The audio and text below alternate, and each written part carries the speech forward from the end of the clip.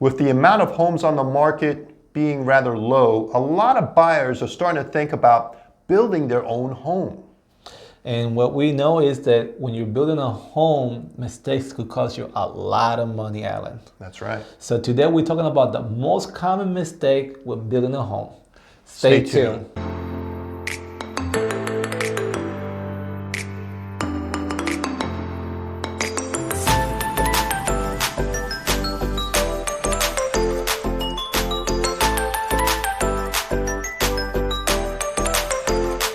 Hello everybody, this is Gamalier, broker realtor with Sturgis Realty Group. And I'm Alan Rios. I'm the realtor with Sturgis Realty Group here in Metro Atlanta.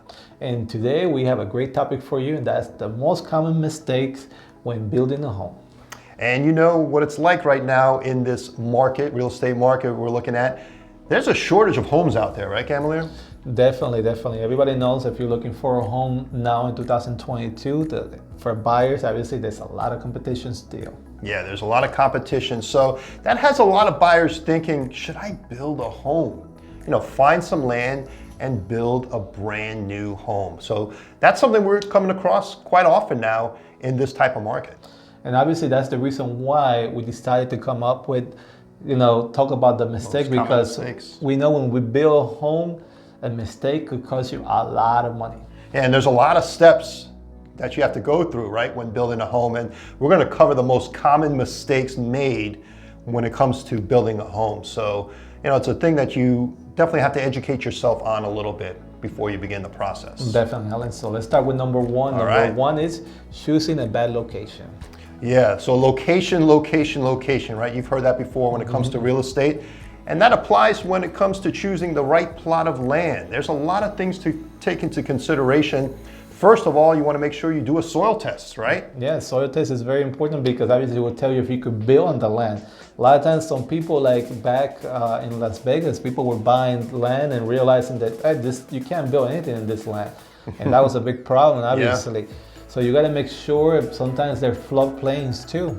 That too. Flood areas where you can't build. So make sure that you know the location well, obviously where the house is faced to. Yeah. If you want the sun coming into your home, from the west. Sure. So there's a lot of things to consider, but obviously there's other things also. Yeah, there's other things like traffic, right? You don't want to find your house is located in a busy street area where you have a lot of car and truck traffic, or even near an airport, right? Imagine that, having planes flying over your house constantly.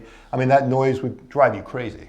And of course, you can't forget the train. That's right. The train. Everyone loves trains. The train, the nice sound of the train that will wake you up in the morning. So obviously, take that in consideration when buying a home.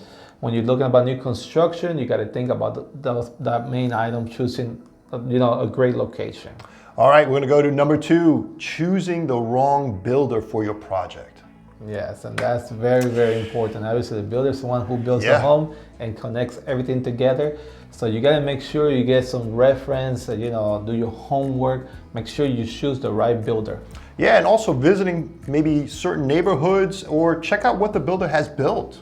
That gives you an idea of their experience, and if it's something that you would like as well. And talking about looking at what the builder has built, one of the mistakes that people do is not doing homework enough and making sure you choose the right builder and make sure that he has built the house that you want. So if you, for example, if you're building a new modern home, you don't want to choose a builder that never built a new modern home, that they only built before traditional homes. So make sure that this builder has experience with the type of home you want to build.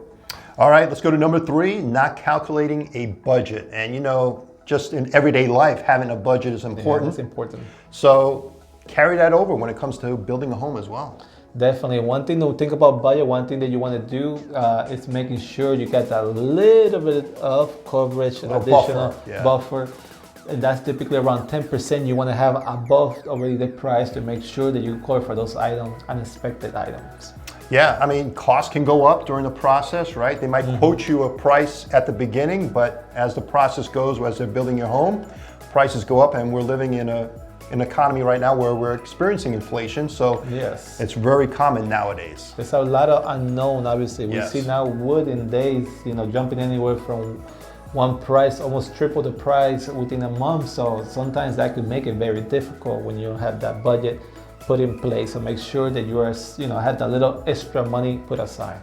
All right, let's go to number 4, having a grading plan. How important is that? Having a plan to make sure that your land is graded. And that's one thing that people don't consider. And grading plan is so important, and it's very costly. One of the things that people don't know is moving dirt around is very costly. You either adding dirt in or taking dirt out, but moving that, transporting, moving it around and grading the place is it's a cost that is very heavy. So you want to make sure that you have a good grading plan in place.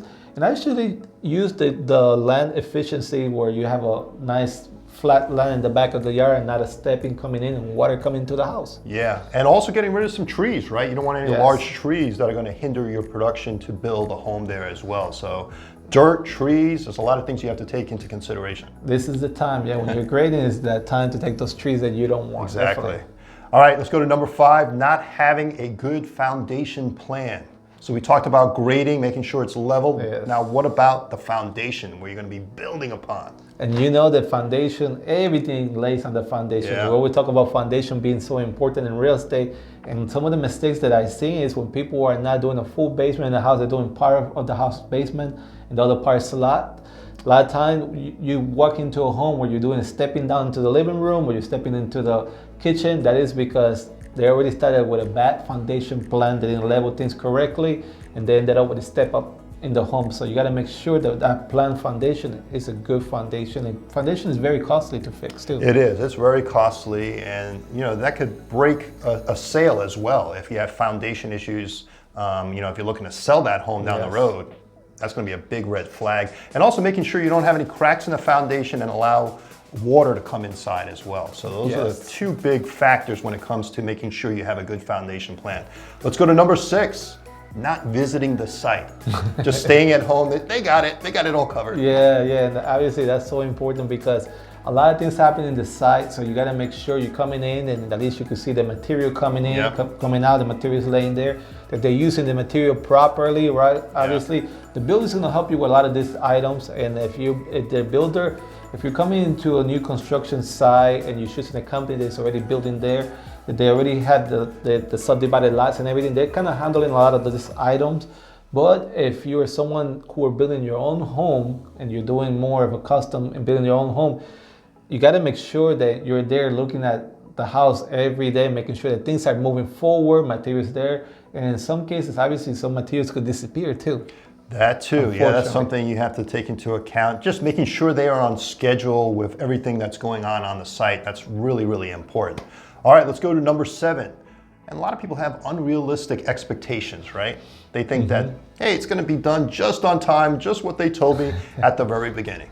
Yeah, obviously, realistic expectation is going to hurt you because you're going to set your time based on what you think is going to be finished, but you got to also count for timing that it may take longer than what you're thinking. So if you're renting a home and your contract is ending a specific day, you also have to make plans of what will happen if that timeline that you had didn't happen. So you make plans additional to make sure you're not in a situation that's going to hurt your pocket even more. Yeah, just adjust everything accordingly. All right, let's go to number 8, not doing the proper inspections. And when we talk about inspections, generally speaking, when you purchase a home, you generally do one inspection, right? But it's a new home. Yeah, it's a new home. Nothing can go wrong with a new home. I mean, they've got it done perfectly. That's a common element that we get every time that I talk about inspection to people, and they say, well, this is a new home. I don't need no inspection. But they don't realize that a lot of mistakes happen also in new construction. And what you want to do, one of the things, you do a minimum of 2 inspections. A lot of people, the mistake that they do is they wait till the house is built. And then they go ahead and do an inspection at the end to catch up those items they could see. But they don't realize when should be the first inspection done. That's correct. And that is before drywall, of course. And that is the reason why you do before drywall, because you want to catch up everything that's happening behind the walls, like the studs. Sometimes studs are missing. Sometimes they're wire, you got nails to wires. Nails to wire. Yeah, I've seen that before. Or nails to plumbing. Yeah. That's kind of really even worse because obviously you got a leak going on that you find out like 3 years, 4 years down the road. Now you have a lot of damage behind the wall. So you want to get that out of the way before they continue to build. So get that first inspection, and then the second inspection towards the tail end when everything is complete. You want to make sure you have another walkthrough to make sure they didn't leave anything out as well, and everything else has been corrected. Yeah, definitely. So make sure you do those inspection deals because that will save you money and a lot of headaches. Okay, let's go to number 9, and that's ordering the materials on time. How important is that? Does that affect the building process? Yeah, now especially nowadays. Obviously, ordering the material in time, could save time through the process. Like for example, what's happening nowadays is that a lot of builders running into problems where they can't get the doors and windows in time, and they can't move forward doing the work. That actually stopped completely the job at that time. So making sure you actually plan ahead and order those materials in time is very important during the construction period. All right, so make sure you check on that. Let's go to number 10, and that's not knowing how to negotiate with the contractors that you're working with. Yes, and obviously, when you're dealing with so many people, so many companies, different builders, you have to interview. I mean, you don't want to go with the cheapest, obviously. Yeah. You want to make sure get what you pay for sometimes. Correct. Yeah. So you don't want to start going with the cheapest, but knowing, comparing the cost, and knowing the costs are different, who you're hiring, a builder, their experience, and also contractors. Obviously, you're dealing with a lot of different contractors and materials. So you at least want to get an idea, do your homework of the cost of the different materials. So that way you have an understanding of what the cost and what you're paying for, and able to talk and negotiate a little bit. Yeah, that's all great information there, Gamalier. That negotiation process is very, very important. All right, hopefully we've provided you enough information to kind of educate you on the process of building a home and avoiding some of those common mistakes we discussed. And if you're in the market looking for new construction, we're our realtors who are experienced with new build, whether it's a custom build or builders that's already known, who are doing different type of properties in different neighborhoods. Give us a call. We would like to get you in touch with a good team that's going to help you. Good, we have contacts for good architects, good inspectors, and we have a lot of different people that we could give you as the resources to help you out.